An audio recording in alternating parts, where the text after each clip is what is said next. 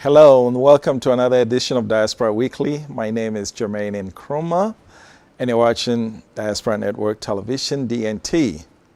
Today we have another sister visiting from across the Atlantic, and I'm going to give you her name later because I'm going to keep you. I love this part of the show where I keep you in suspense until you get to listen to the jangle before you meet my guest. So let's go to the jangle. In today's jangle, I want to touch on what's going on currently as we speak across the big pond, as they say, across the Atlantic to the United States. We have 49 heads of states from the continent of Africa participating in the U.S. Africa Summit.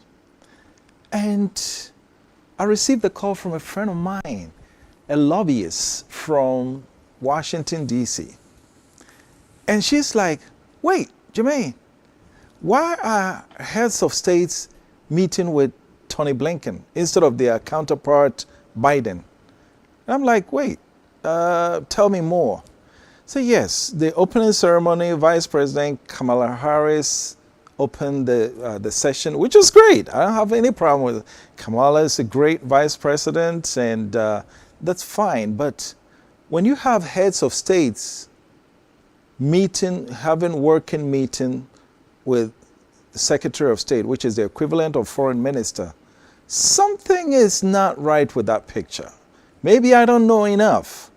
And I know today, or was it yesterday, there was a banquet, actually it was last night, a banquet where Biden was in attendance. And yes, I saw a picture of him and the chairman of the African Union, Macky Sall, president of Senegal, toasting. Great. But if 49 heads of states are going to get on a plane to go to U.S. Africa Summit, rub shoulders, but then when it comes to the bilateral meetings, the heads of states are meeting with Secretary of State, who is the equivalent of foreign minister. I don't know if I'm fine with that calculation.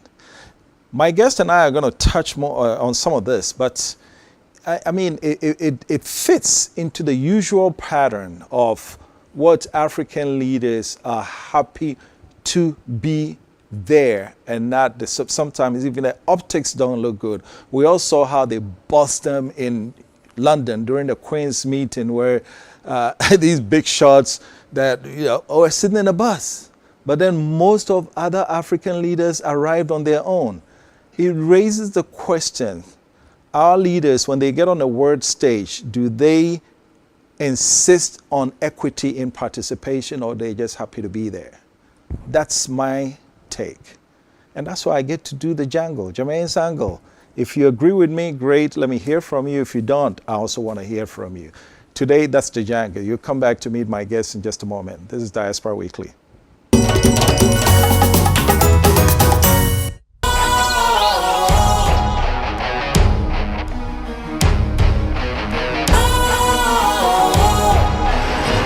What's cool, fresh and trendy with a new look? Makes you feel real good, that refreshing vibe. Satisfies you right just the way you like. Do you know? Do you know? Do you know? Ain't gotta do it alone. Specialized makes you glow. Anytime, anywhere.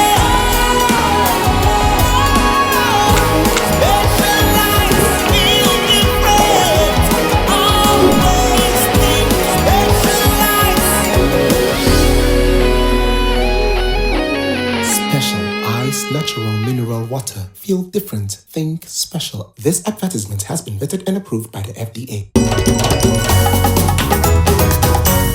Hello and welcome back. This is Diaspora Weekly, and finally you get to meet my guest, my sister, Davisha Johnson, United States Ambassador to the African Affairs Collective. I got it right. African Diaspora African Collective. Diaspora Collective. Yes, yes. Welcome, David. Thank you. Thank you. Thank you for having me. And I think I met you in Dallas in 2019.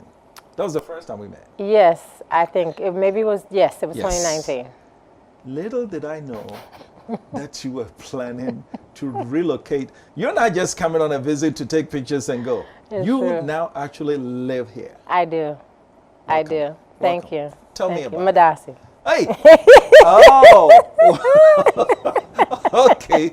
Maybe we're going to switch the language into How's it been so far? Oh, it's Ghana. What can you say? It's been an experience.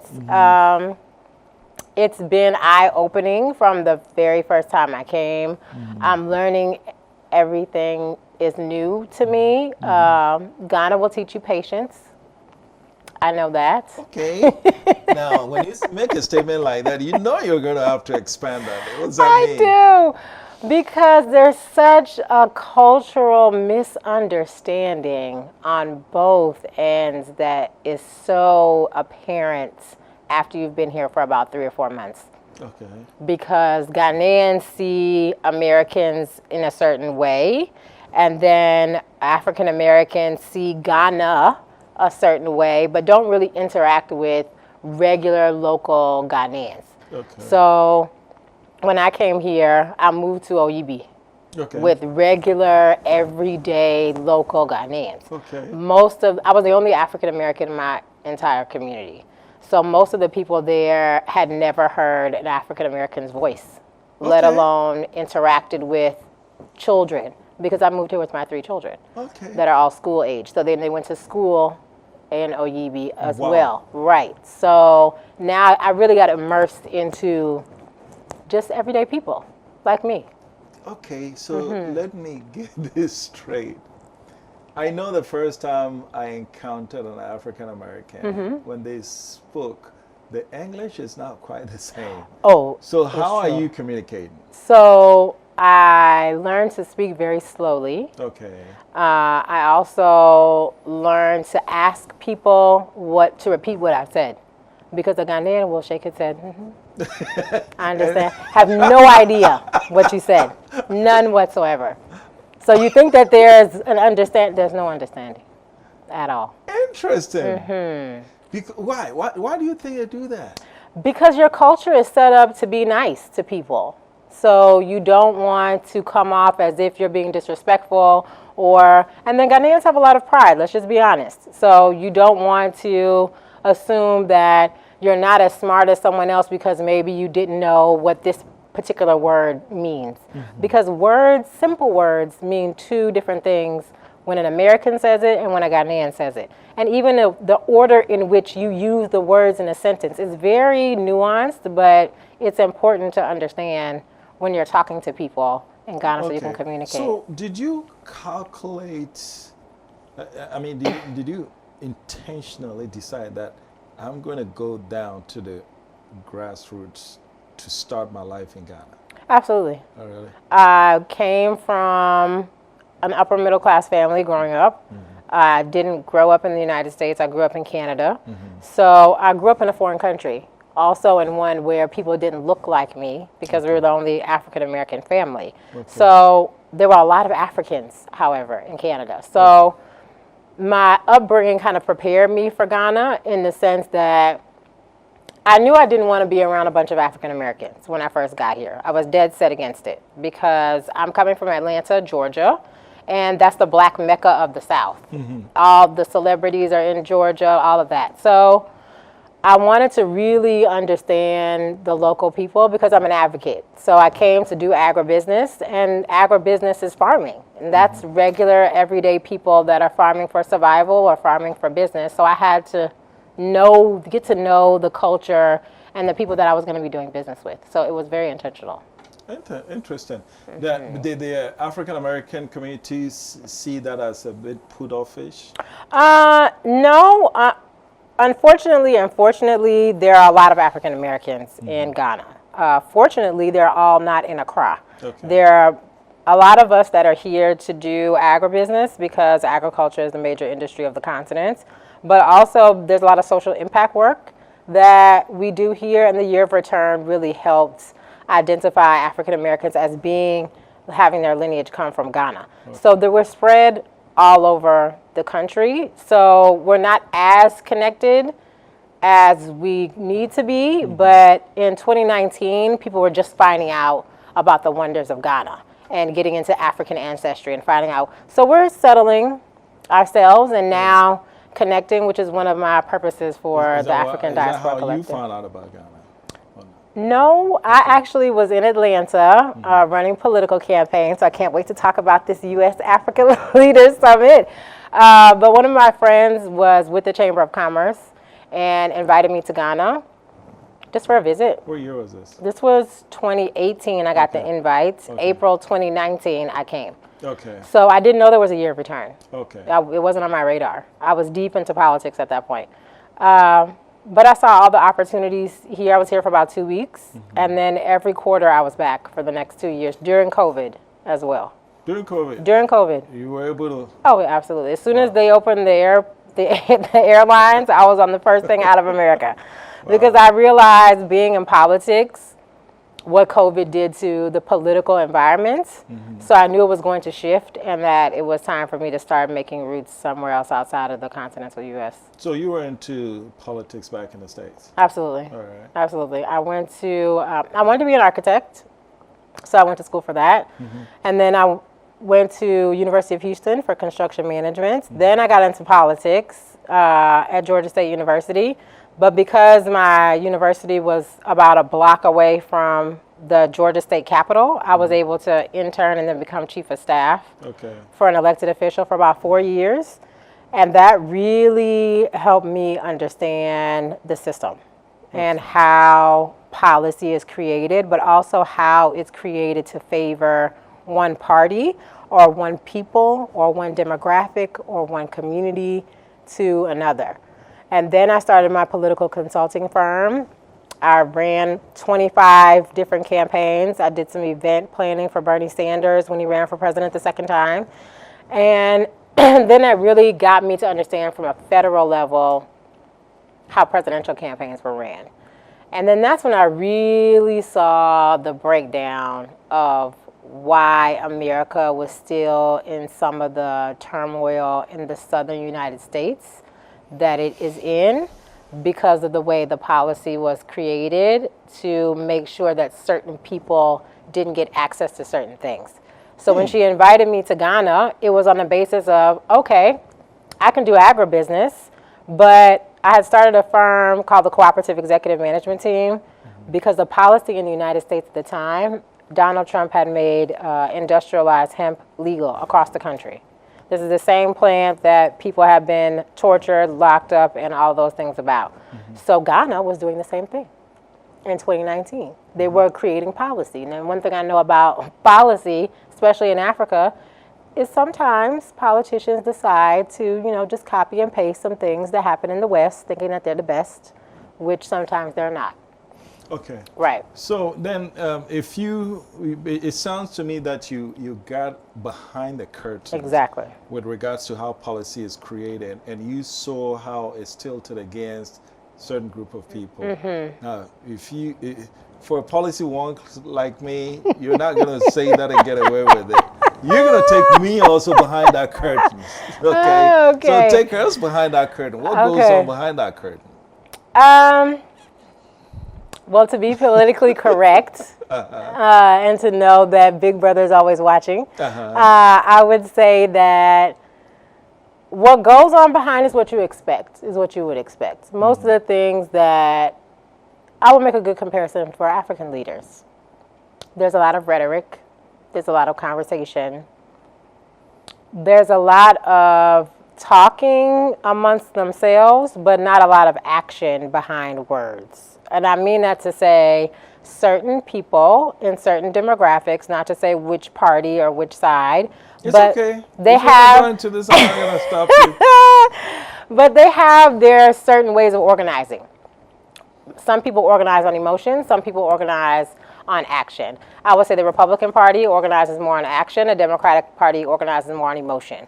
So there's not an equal balance when it comes to policy making, because Georgia is mostly red. It's now purple, but it was mostly red at the time. So understanding the climate and the culture of racism that currently exists in the state of Georgia, it's just like I was saying at the beginning. Some words are different. The order in which you put words are different. The sentence structure that you use to use a lot of filler language when you're not really saying anything.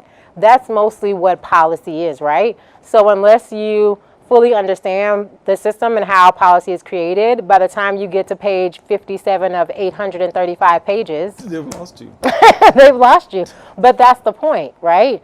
The point is to drown you in so much paperwork, which is what America is great at. The bureaucracy and red tape is there to make sure that a certain demographic of people doesn't have access. You did say the Republican, I mean, we're here to talk about Ghana. We're here, right. We went there. So Right. Let me just. Let's go down the road.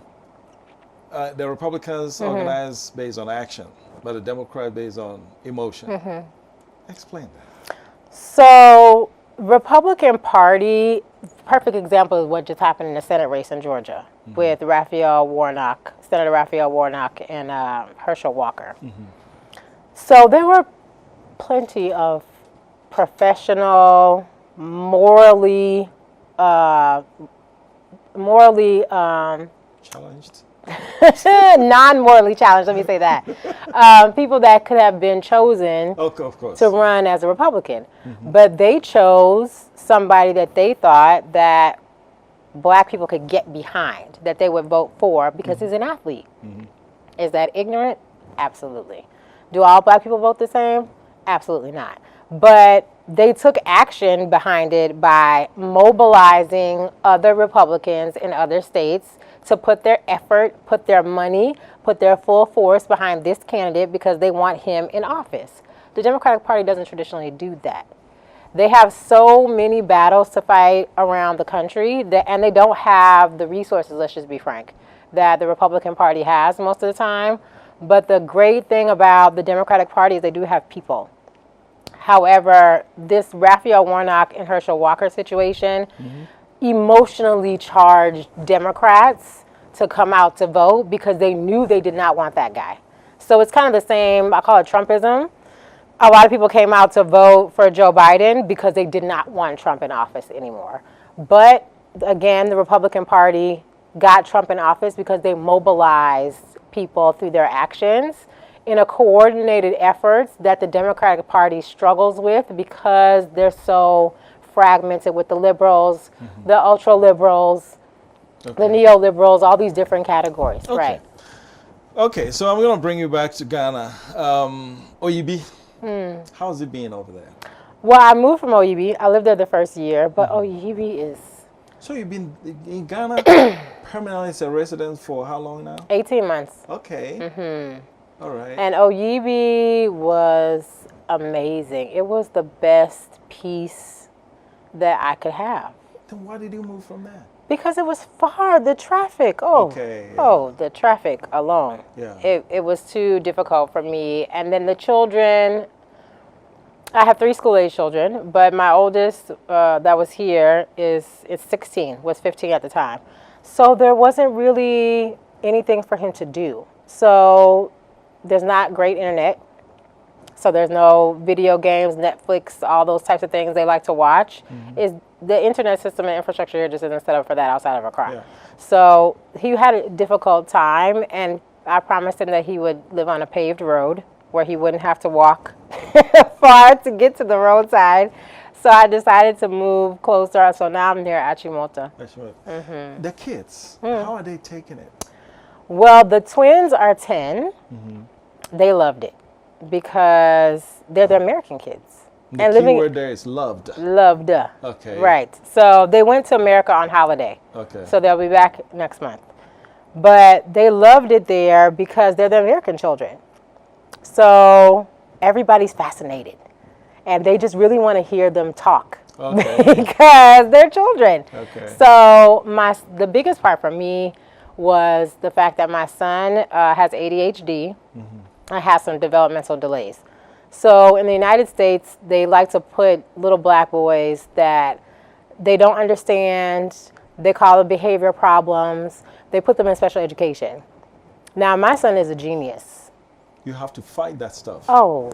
If you don't fight that stuff, they put that child on a trajectory, and that's it. And that's it. It's the prison to pipeline system. That's what America is good for, because they're getting paid off of that. So when we were in OYB, 6 months after he got here, he's the best writer in his class. He's the best reader in his class. He had been in special education for 4 years in the United States. Couldn't read, could barely write, couldn't tie his shoe. Look at that. So just being here for 6 months transformed my child's life, which is the whole purpose of me coming to Africa. If for nothing at all. If for nothing at all. The transformation by your child. And what about the now 16 Now year 16. Old? Is he loved or loved? Because when you say they loved it, I'm tempted to say, what about now? Do they still love it? Well, the 16-year-old does not. Okay. It was difficult for him. It was difficult for me financially because in the States you don't pay for school. So then coming here and realizing that I'm getting into now paying for college tuition, I wasn't prepared, honestly. So 16 is in college? Well, in comparison to the fact that I have to pay school fees here. Right. In America, you don't pay for school. So in my calculations of what I was planning to do here, I was planning to pay school fees. I just didn't realize for a 16-year-old American child to go to high school. High school is free now. Here in Ghana? Yeah. Not where I was trying to send him to school. Because you have to think about the American school system and then also when we got here. So when we got here, it was in the middle of him going into, I believe, the 9th grade or 10th grade. So in Ghana, you had to take a test the year before to write exams to go into. So we missed that time period. So I'd had to send him to a Cambridge school or an international school. Okay, so that's where the fees come Right. Okay. And these are some of the things you don't think about. Yeah. When you're moving here with children, you think about, yes, you have to send them to school, but no one tells you how much school fees are for the different ages of children. The twins were fine. I sent them to school. They loved it, but it was a little bit more difficult for the 16-year-old. Oh, very good. We're going to go on a quick break. When we come back, we'll get into get to know Davisha. Okay. This is Diaspora Weekly. Stay tuned. We'll be right back.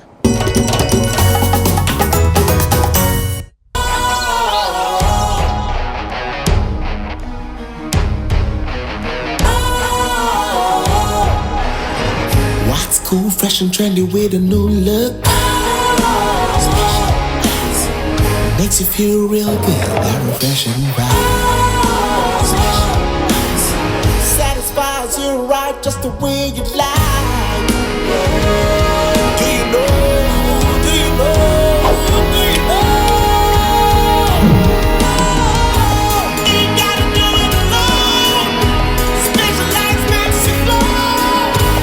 Anytime.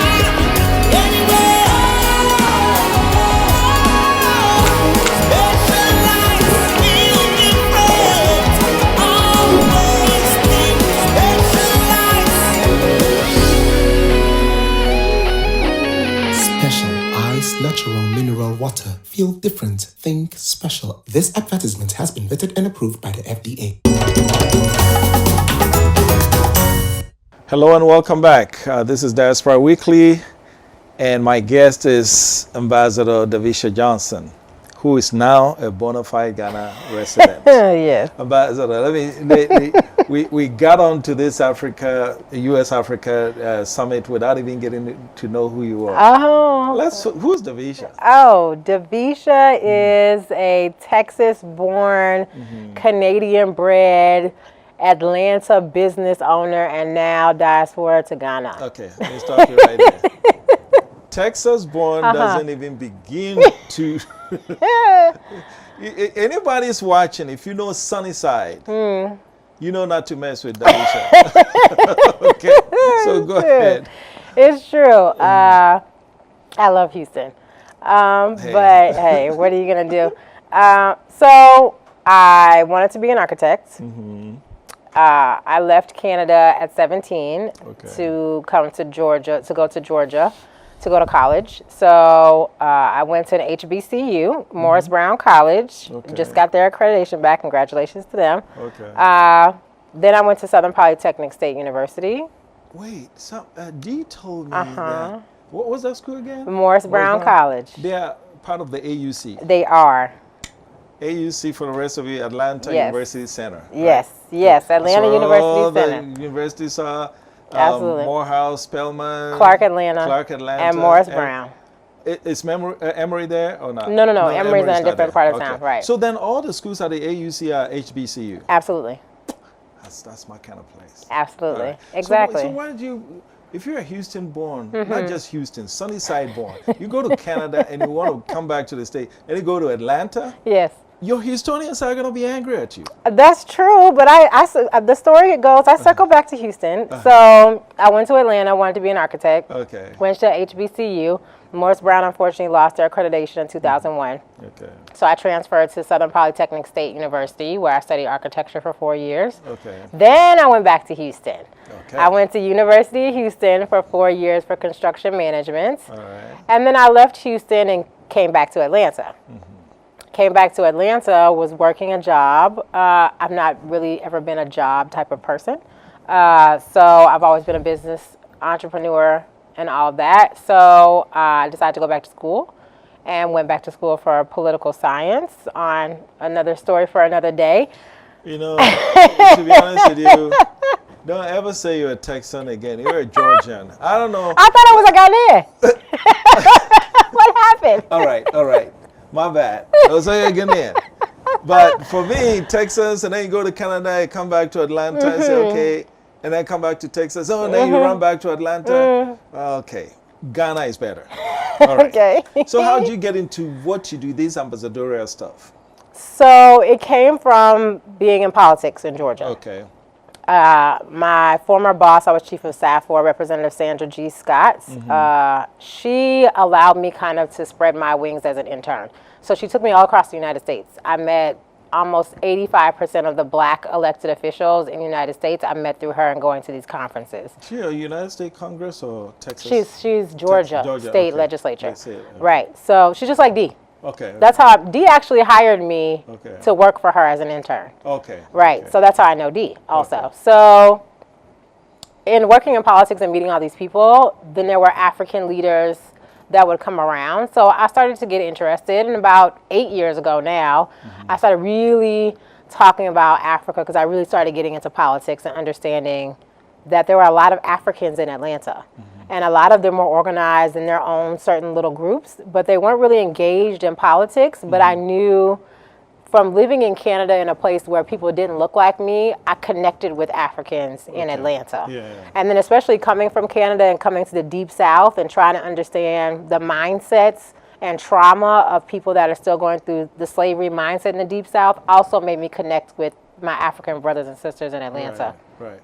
So it really got me interested in finding out what was going on in Africa. Okay. And then I went to, time ran on, ran some more campaigns, and I came to Ghana in 2019 and got to meet with several MPs from both sides of the aisle. I got to witness how Ghanaians run elections and how the campaigning goes. And I start to realize, okay, this isn't too much different than how we do things in the United States. And then I started thinking about my children and the fact that it was not safe for them to be in the United States. So I said, let me try and come to Ghana, do the same types of things that I was doing, building people's businesses, running campaigns, building nonprofits. I can do the same thing in Ghana. So Dee ran for Secretary of State this year, and when she finished her campaign, I went to Ethiopia. Okay. So I can go to the AU. And they were having a Roots Energy Roundtable where a bunch of Pan-Africanist organizations were getting together to discuss the African Union and the 6th region and how it was created. That brought about, someone talking about being an ambassador of an organization. And from organizing and setting up other people's nonprofits over the last 10 or 15 years, I realized there's certain things that work well, right? There's certain things that don't work as well, but in other circumstances could be beneficial. Right. So I decided to take my entire network that I had built over the last 10 years in America, contact some people after I left Ethiopia and came back to Ghana, we created the network of ambassadors that is now the African Diaspora Collective. Okay. I mean, in what I'm seeing right now, there's some kind of water there's something in the water in Atlanta that's, it seems like that's, would you say that's the center of blackness now in the United States? I think that would be a good analogy to Really? use. And so if you were advising, because as Africa tries to connect with the United States, right? I know when our leaders and politicians, they fly to New York and they're centered around that area, East Coast, Maryland and everything. What's going on in Atlanta and the South that represent a commonality between Africa and the African American struggle? On the African American struggle. Yeah. I think the biggest commonality is that the leadership on the local level in some places in Africa, let's just talk about Africa in general, not just representing Ghana, but in general, grassroots efforts are not always recognized, right? In America, I think we have because of the civil rights movement, we have a tradition and culture. Let's use the word culture. We have a culture behind protesting. We have a culture behind marching. We have a culture, again, to be emotionally charged to do things. I think it's comparable here in Ghana. I've seen it happen over the last 2 years. So with the COVID, the COVID shots at the airport, or the COVID test at the airport. Right. It was $150. Ghanaians said, oh no, that is too expensive. The Ghanaian people got together, made enough noise, bam, went from $150 to $50. Right. So that's one thing I love about Ghana, is that when the people speak, the government moves. In America, in the South, in Georgia, the people have to speak differently in order for the government to move. Most of the time, that's either a riot or it's a riot created from a peaceful protest, because the environment is such in America that there's a perception that black people are angry, the angry black woman perspective. Black people don't know how to behave. Black people, but it's the same thing they use in the media about Africans. Yeah. Do I hear you saying that the government of Ghana is more responsive to its citizens' demands as compared to the United States? When it comes to African Americans, absolutely. Really? Absolutely. Absolutely. Otherwise, why wouldn't African Americans have reparations at this point? Okay, so there's been a lot of movement. If you start with the struggle historically, I mean, it's not enough time to go through it. It seems like every time the African American community has organized, it leads into some results, unless I'm mistaken. Sure, it results in the death of a leader. That's what it results in. Okay. And I would say the same thing in Africa. Okay. Same thing happened in Liberia. Same thing happened to Gaddafi. Same thing. Okay. It's happened recently here. I can't remember which African country, but people just all of a sudden come up. But do you see how, as an African American, how you are complaining about the lack of responsiveness of the government to African Americans? There are sections in Ghana today who would say the same thing. Oh, the government, they don't care about us. It's true. Okay. So I'm trying to have you connect the two dots to see what have you seen in Ghana that gives you that impression?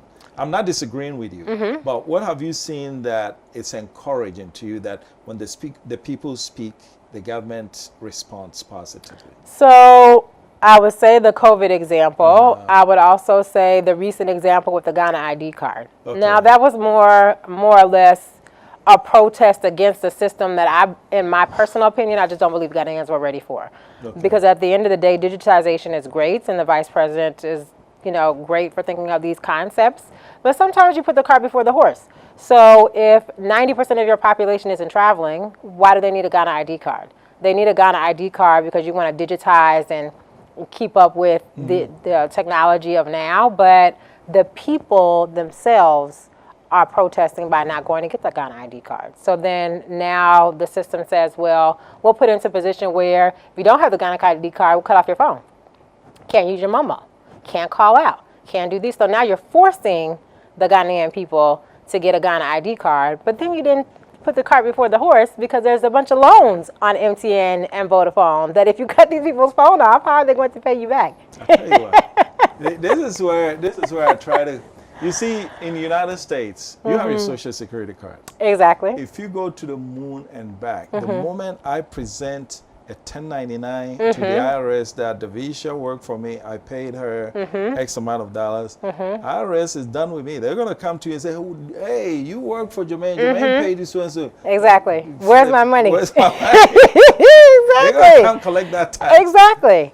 We don't have that here. No. And so it starts with getting people identified. That's the whole thing. Because now if you force the people to get, so that now if you work for me, you're not just Davisha Johnson, you're Davisha Johnson with a specific number that different from other Davisha Johnsons. You see? So it's on the basis, and I think the Ghana card thing, but you're right. If the people are not psychologically ready for it, it makes for a difficult thing. Absolutely. But good.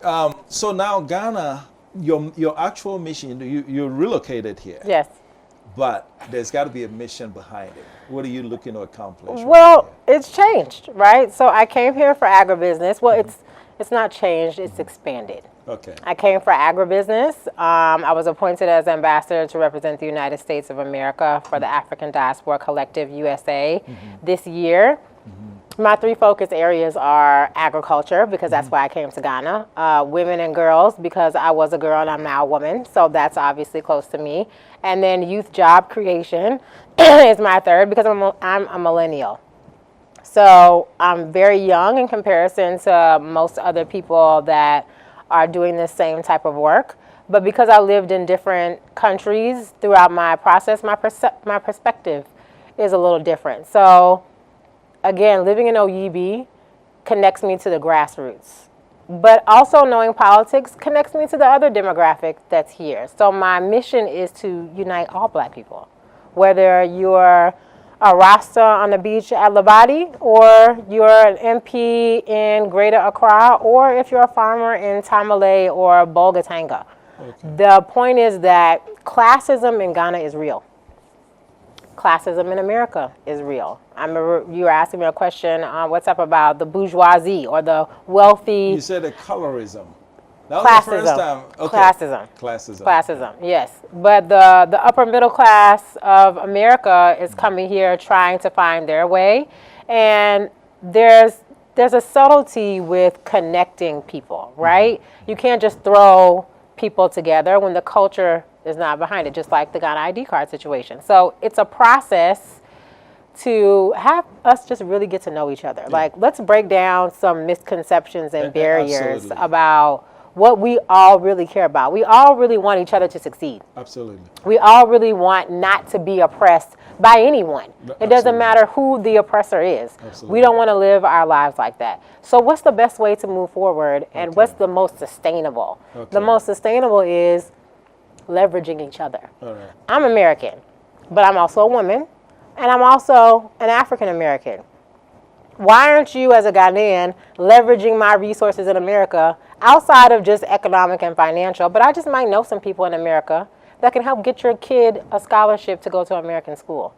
Does that help you better in the long term than me dashing you a couple extra 100 CDs? Yeah. Do you understand what I'm saying? Why aren't African Americans leveraging Ghanaians' understanding of the culture of Ghana so that we're not always I don't want to use politically incorrect words, but when it comes to land issues, we should be dealing with the traditional chiefs and the system of how that goes. But I just went to the first national land conference in Ghana, and listened to the president talk about some of the same issues with land that African Americans are having. But we're just not in the same spaces. We're not. I mean, when I was talking about putting it together, that short phrase has a lot woven into it, because we're not on the same page. Right. You see what I'm saying? And I'm wondering what it would take, and that leads me to the question that since you've been here, how have the people responded to you? Now, your neighborhood, OEB, yes, you've connected with it, but in terms of professionally, how have Ghanaians responded to you? I don't want to use the word love, but my Ghanaian professional people love me because I get it. I get the fact that you understand the global market, and that they understand that they need to leverage the African Americans that are here. They just don't have access to us because, as I said earlier, we're all over the country, most of the time doing our own individual thing. We're not really organized in a way where they can officially engage the African American or diaspora community to the level that they would like to be able to do the type of business they want to do. So when I come along and say, you know, I was in politics, I know all these people, and I'm offering opportunities that people are looking for, like going to America for conferences or going to other parts of Africa or just connecting with people in the diaspora for business because I'm involved in a lot of different networks. They see a value add, but a long-term value add, because most people are short-sighted when they see African Americans in Ghana because you think we're tourists.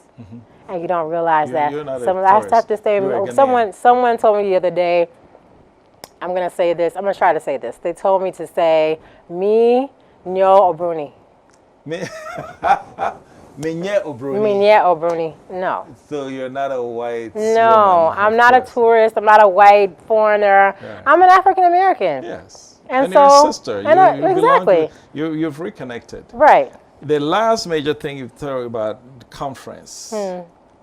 There is a conference going on as we speak in Washington, D.C. Ah! And you're ready to talk about it. Yes, I'm so guess ready to what? talk about it. Hold that thought. I'm going to keep you in suspense. Okay. We'll go on a quick break. When we come back, we continue our conversation with Ambassador Davisha Johnson. Stay tuned. We'll be right back.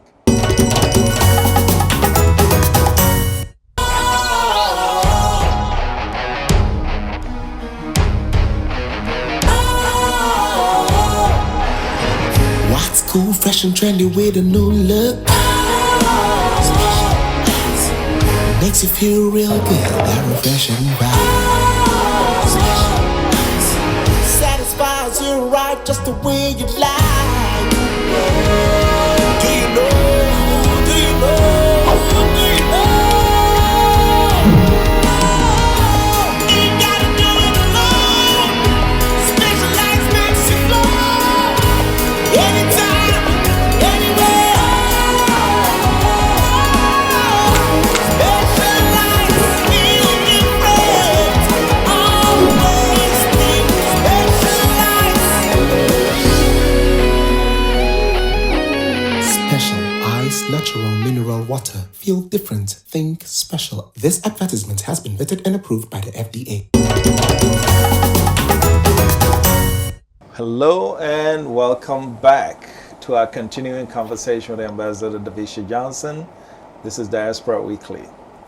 Before we went out for break, I mentioned the U.S. Africa Summit that's going on right now as we speak. And your face lit up, smiling ear to ear.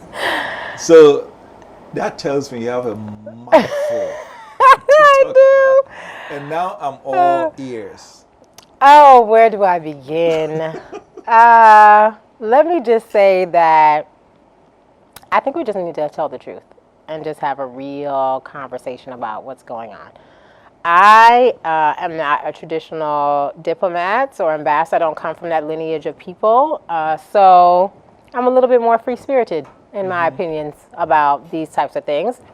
And then also being a staff person for an elected official, as I said earlier, and really being behind the scenes and knowing how policy works.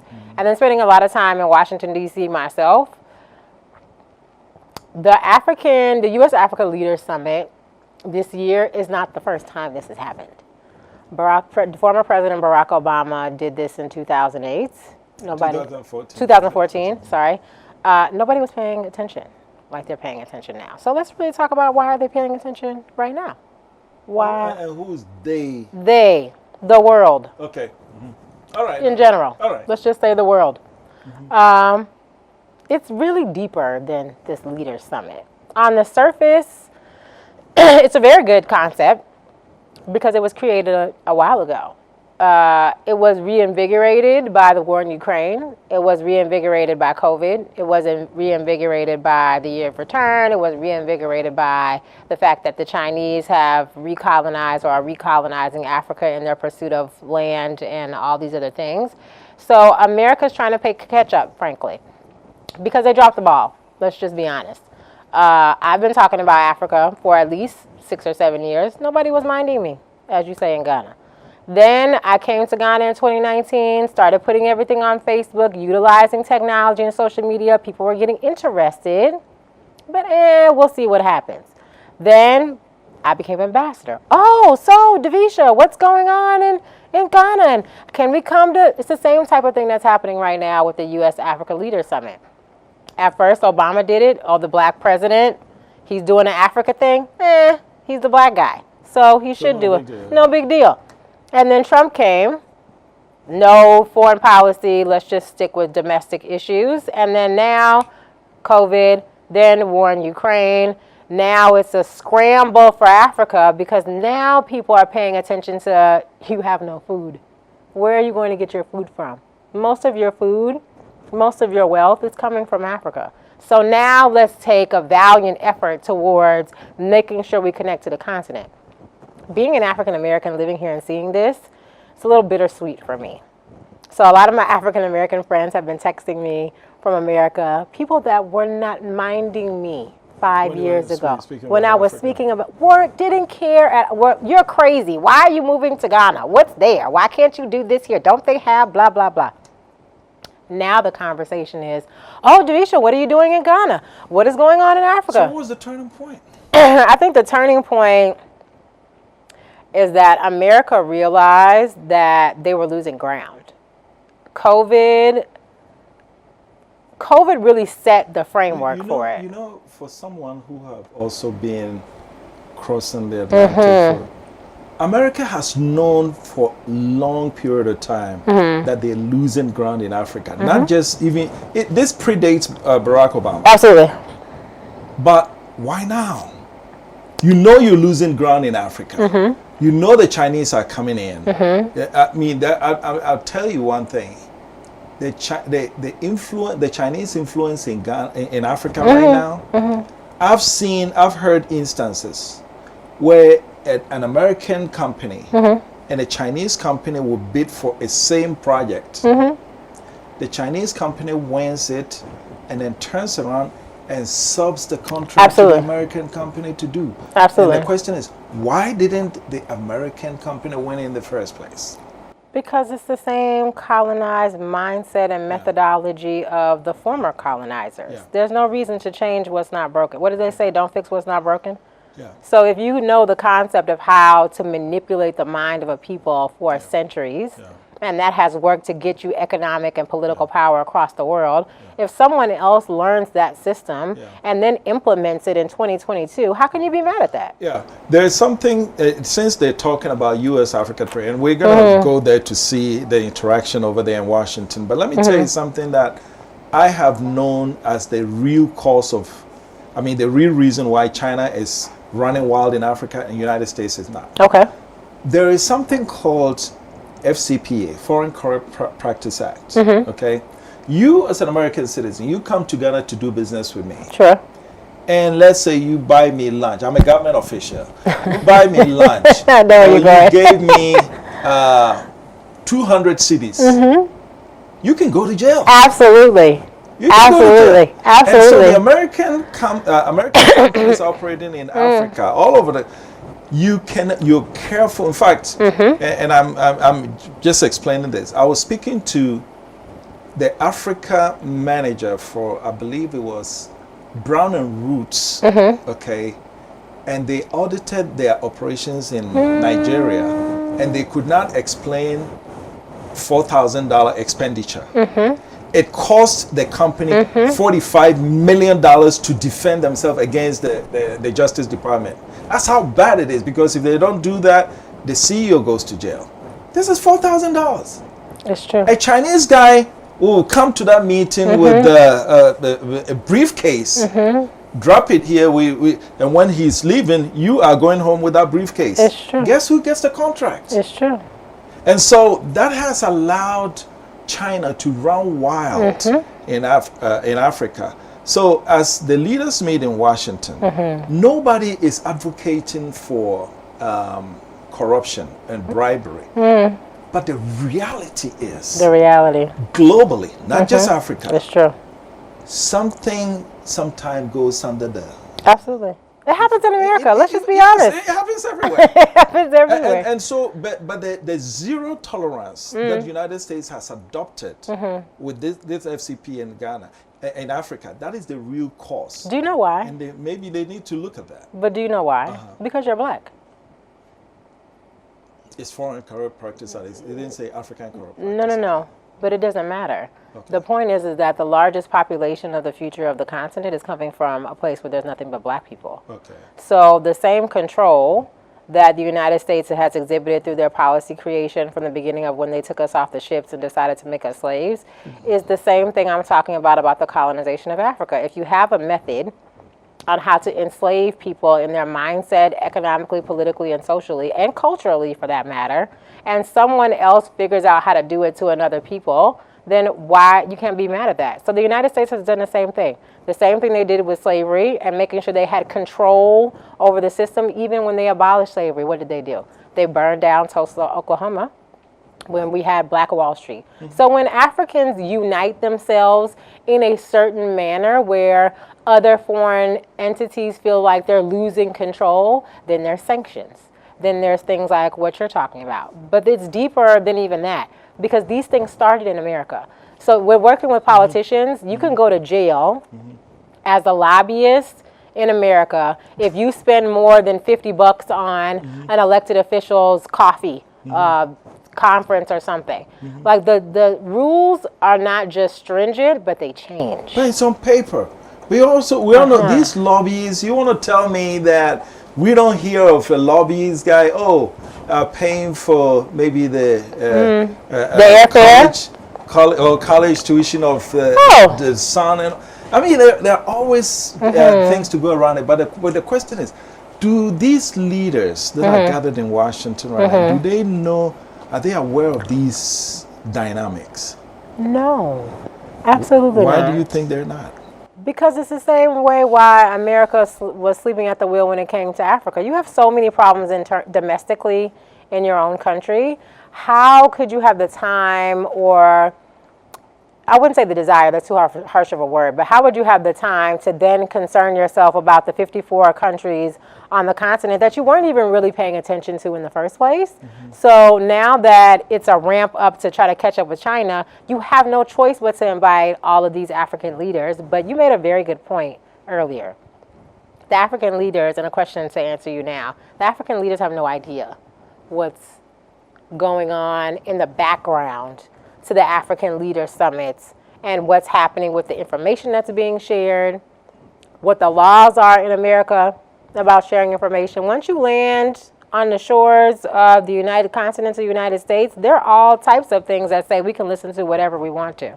Now, a lot of these people have diplomatic status and they're immune to certain things because they're leaders of countries, but their staff, their friends that are inviting them to these after parties, these little meetings that they have, backdoor. There's some backdoor meetings happening right now in America. Right. I think what you're saying is, I'll give you something that's happening right now. When you mentioned Sunnyside in Houston, as someone who has lived in Houston, I connect. You see what I'm saying? Right. If I did not, if you were a government official and I representing the United States, and I was government official representing Ghana, and I had no idea what Sunnyside, you have no idea, we're just meeting on an official basis. It's true. Imagine how much we're going to be able to achieve versus the background connection that we have. Right. And you talking to fellow Houstonian. Right. I'm bringing this up to you. Do you think African countries use their diaspora enough to achieve what they are looking to achieve in their relation with the West? I think that no. The short answer is no. I don't think that they're being used enough, but I also think that just the opportunity to understand the way to use a diaspora is just foreign.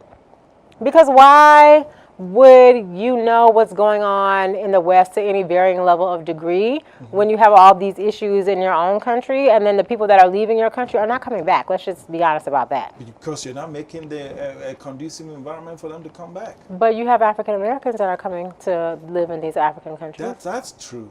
So because you don't know what you got until someone else shows you that it has some value. So the Africans go to America and say, oh, there's opportunities here. You African Americans, you're lazy. You don't do this. African Americans come here and say, oh my God, there's so much opportunity in Ghana. What are you doing? Yeah. You know what I'm saying? So, but the connectivity we have as black people is what is going to help us. We want the last pothole filled before we get on the plane to come back. That's not going to work. You need to come and be part of the filling it. But finally, in every country there's slang. True.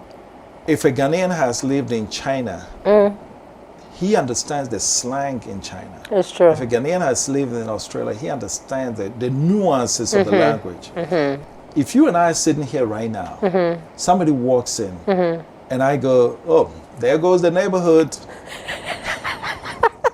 I know what that means.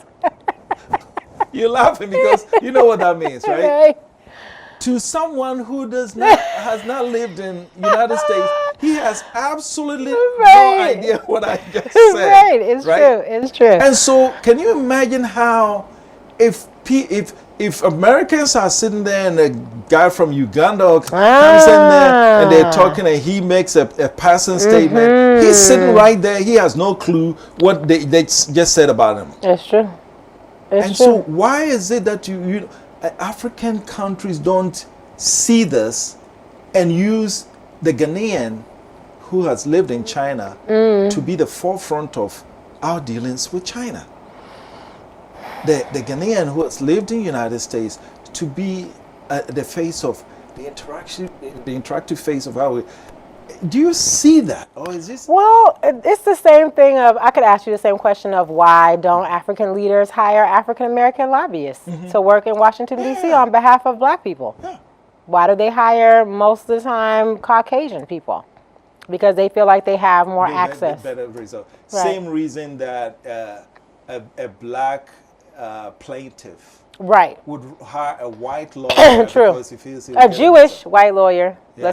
Let's be clear. Okay. Because there's a whole conversation around blacks being Jews, anti-Semitism going on in America right now that I think is a deeper conversation that we need to talk about, because it all leads back to, again, uniting people. Religion has separated us, politics has separated us, but at the end of the day, we're all Africans. Yeah. We all come from the continent. If you want to trace back human lineage for everyone comes from Africa.